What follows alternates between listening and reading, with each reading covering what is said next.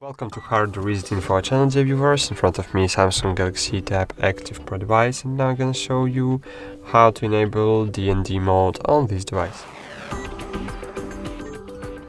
To do it, you just need to open the control panel, find here Do Not Disturb mode. So let's find it.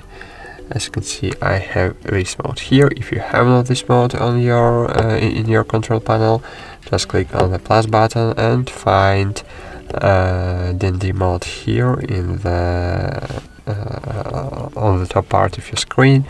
Then just click, hold, and drag to another part of your screen. Okay, so as you can see here, I have Do Not Disturb mode, and to enable it, I just need to press and hold on it, set up it, and click enable. That's it.